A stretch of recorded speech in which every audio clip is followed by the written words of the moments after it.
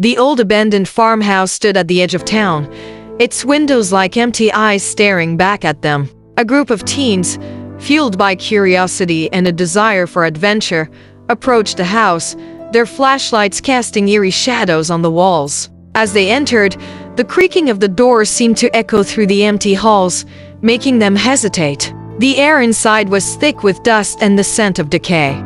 Furniture was shrouded in sheets, and cobwebs hung like ghostly fingers. Their exploration led them to a room filled with old toys and a crib. Suddenly, a ghostly figure materialized, cradling a baby. Her eyes were filled with tears, and she whispered, "You have freed my baby and me from this house." The teens were frozen in terror, unsure what to do. One of the teens, Rudra, tried to rationalize what was happening, but his friend Mitali sensed something was off. They decided to leave, but the mirror in the room caught their attention. It seemed to be reflecting an image that wasn't quite their own. As they watched, the reflection began to distort, revealing a dark, half-burnt face with glowing red eyes. The mirror shattered, and the teens were left staring at their own reflections, shaken. Determined to uncover the truth, Rudra checked the footage from their cameras. But what he saw made his blood freeze. At exactly 2:10 a.m.,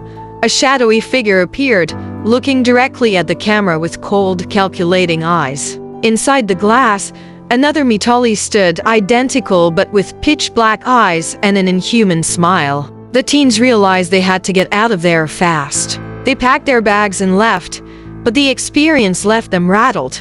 The old farmhouse seemed to be more than just an abandoned building, it was a portal to another world. The barn's dark secret. As they explored the surrounding area, they stumbled upon an old barn, rumored to be haunted by the ghost of a farmer who had committed a heinous crime. The story went that he had murdered his children in the barn and then hung himself in the seventh barn, which was never torn down. The teens cautiously entered the barn, their flashlights casting flickering shadows on the walls. They noticed old farm equipment and hay bales, but what caught their attention was a nameplate on the door with the names of children engraved on it. Suddenly, they heard footsteps and whispers, but when they turned, there was no one there. It was as if the barn itself was alive, watching them. The haunting continues years later.